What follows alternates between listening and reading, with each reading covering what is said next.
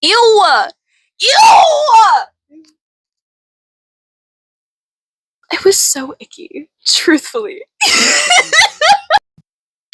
Hi! So, let's talk what I read in July. Now, didn't get through a whole bunch. I only finished two. I read Twisted Love by Anna Huang, and I read Finding 13 by Chloe Walsh. If you want the very insane and chaotic review of this one, you can find that on my TikTok. I'm going to try to be more logical right now. But first, I have a bone to pick with you. I do. I'm so serious. I have a bone to pick with you because why was I told that Alex Volkov was just so charming and so swoon worthy and just this what? What are we talking about? Okay, listen. I see the appeal. Okay, I do. I see it. Okay, the whole billionaire thing, the whole brother's best friend thing. I understand. I get it, sister. I do. I do. However,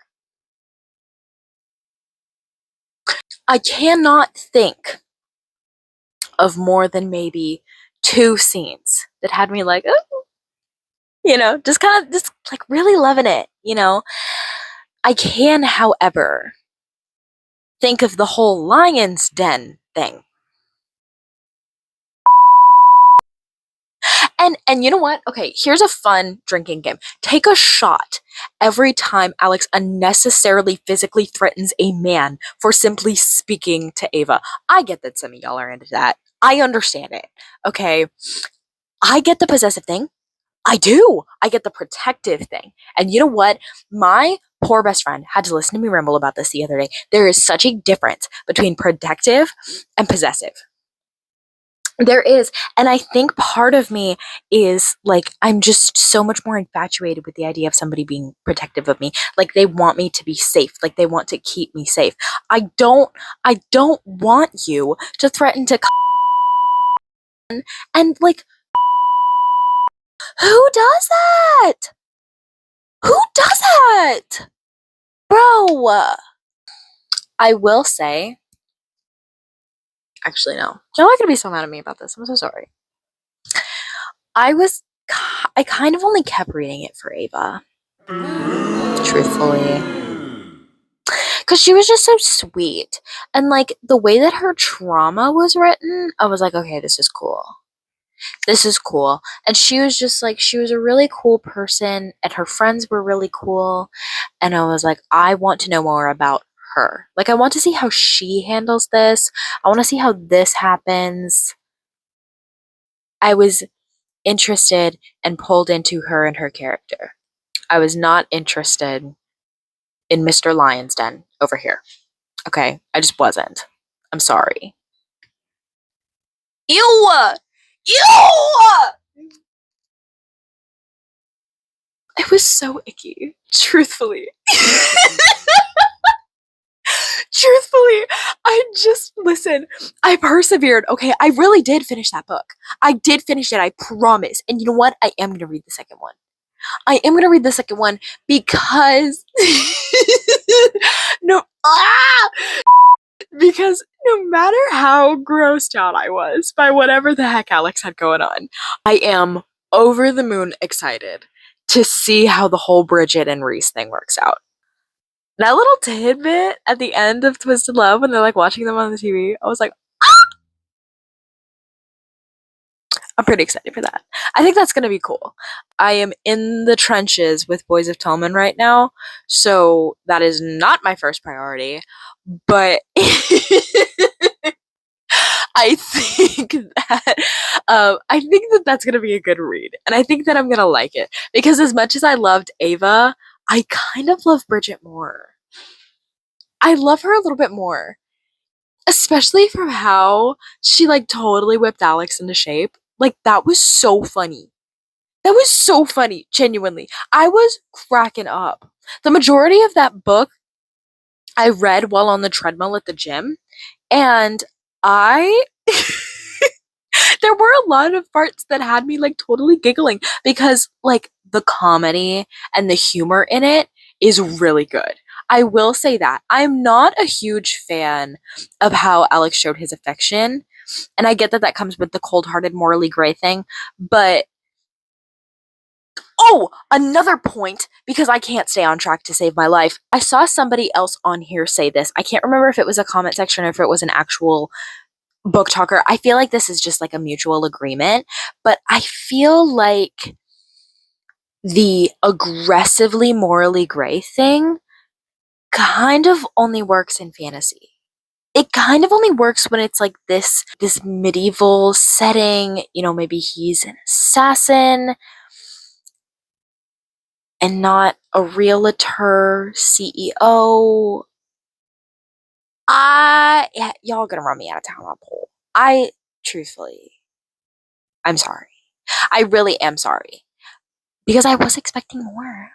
I was expecting more. You know who had me kicking my feet and giggling? Johnny Kavanaugh. That's who. Okay? And he is not, well,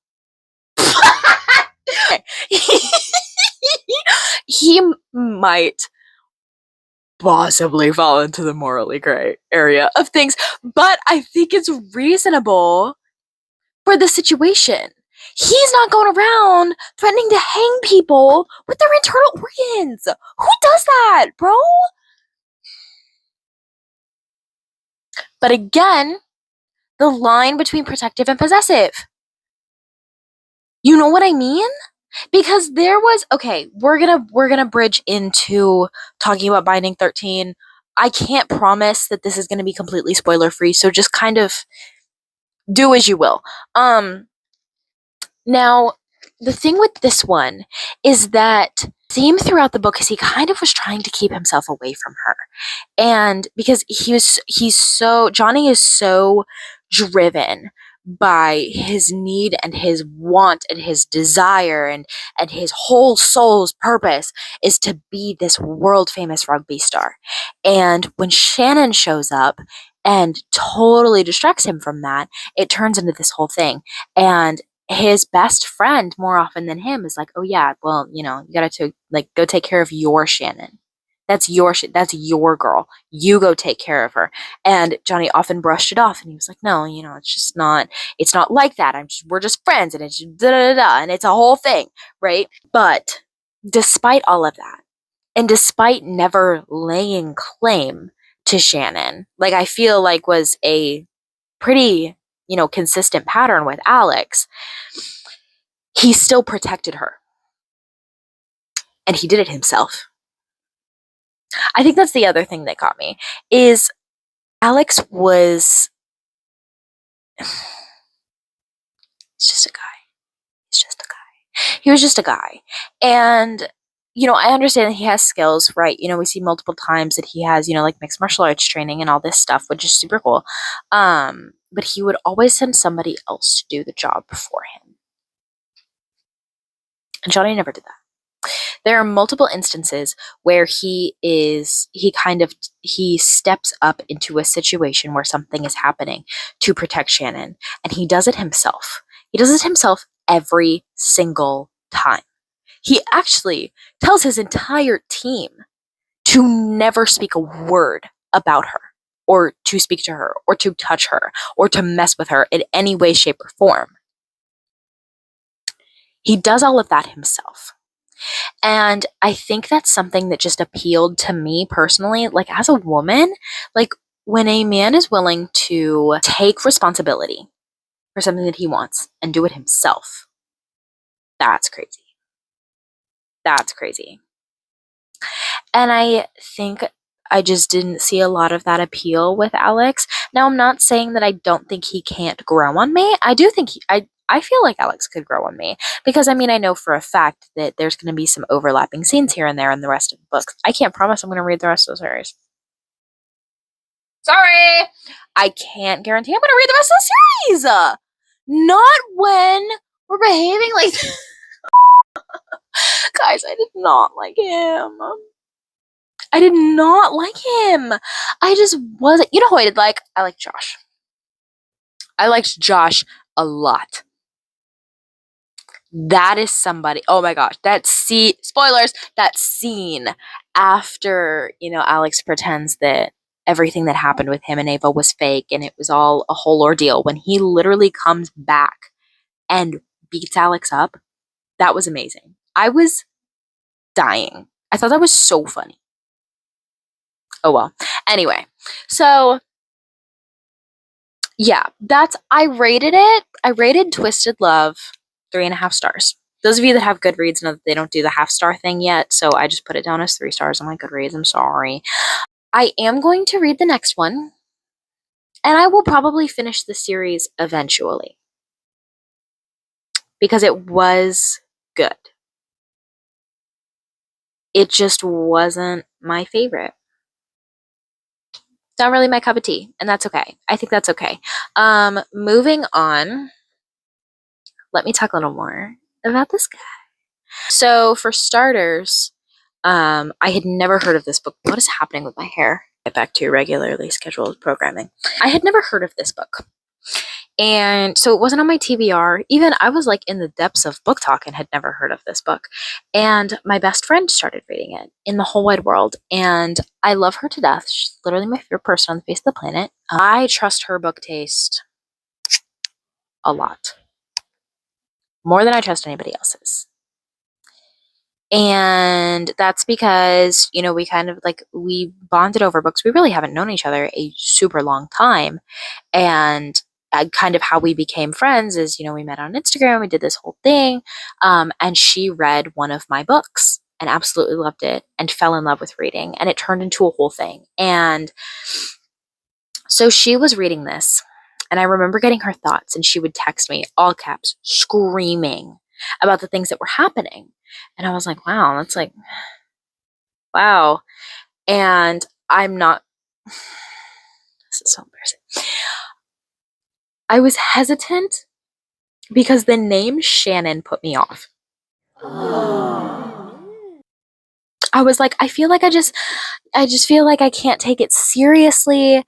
Like I don't see the appeal. Even Johnny was pushing it a little bit. I was like, I really don't want to. She was like, just look past it, please.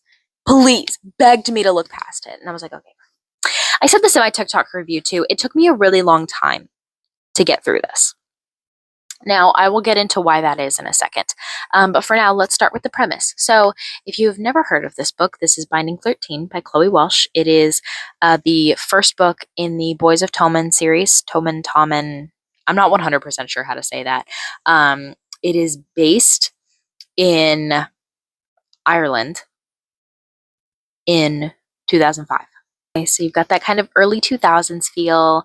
You've got Irish, kind of cloudy, rainy, melancholy kind of setting. We have 2 main characters. We have Shannon Lynch, who is 15 years old at the start of the book, 16 at the end, and she has endured ruthless bullying her whole life, and the book starts with her transferring to a private school, Tolman College, to continue high school.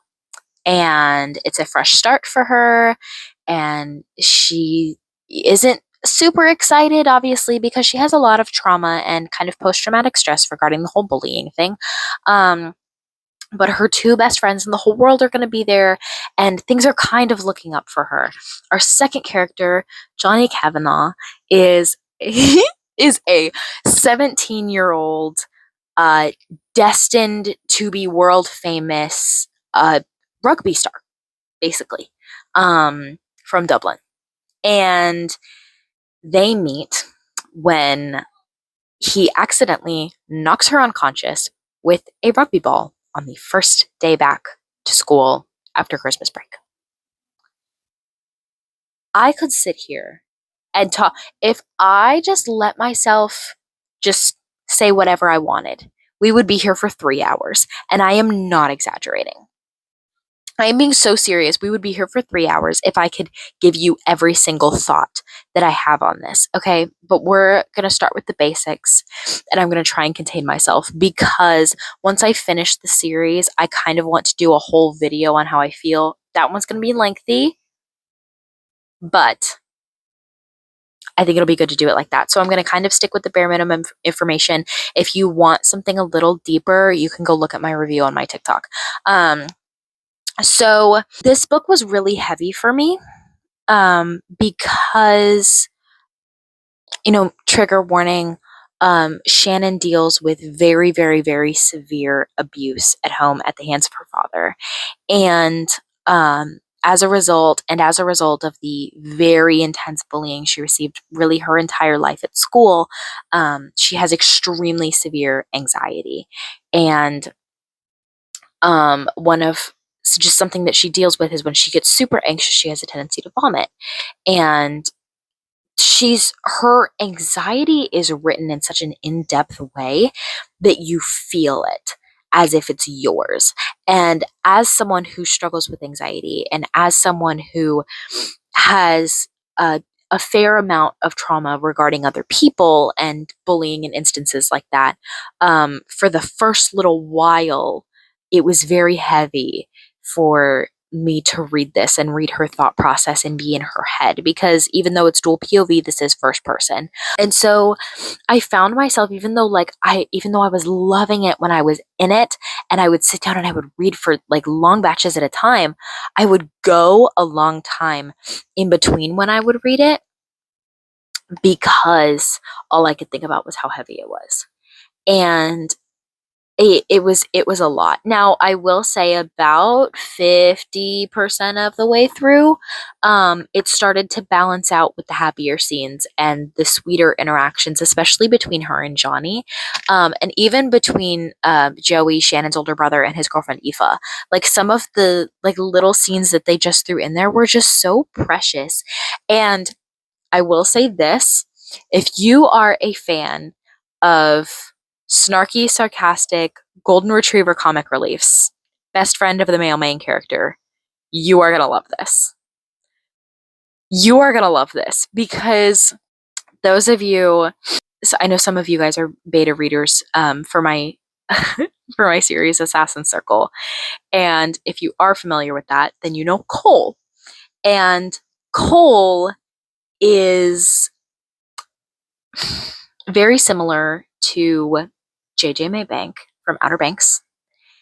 And Johnny's best friend, Gibbsy, fits right in there with them. And I could not love him more than I do. I could not love him more than I do. I do know that, now I don't know which one it is, so I'm not going to say it.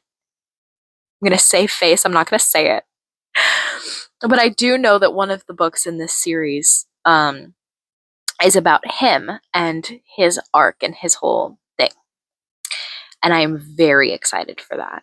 I think that's going to be really good. And I can't wait to read that one. But I think I'm about 15% through with Keeping 13, which is the second book. And like I said, I'll spare a lot of intense details to save for an end of series whole review that you guys will have to suffer through. But yeah, so that's where we're at right now, currently. I'm making this video a little bit early. It is only June. It's July. It's only July 22nd or 23rd. But because of many a thing going on, I feel like I'm not going to finish Keeping 13 before the end of the month. So yeah. But all of that being said, lots of information today. Lots of critiquing. More than normal. I'm not This is quite the first video. I'm not normally this much of a critic, I promise. I normally love everything. But it was an interesting month.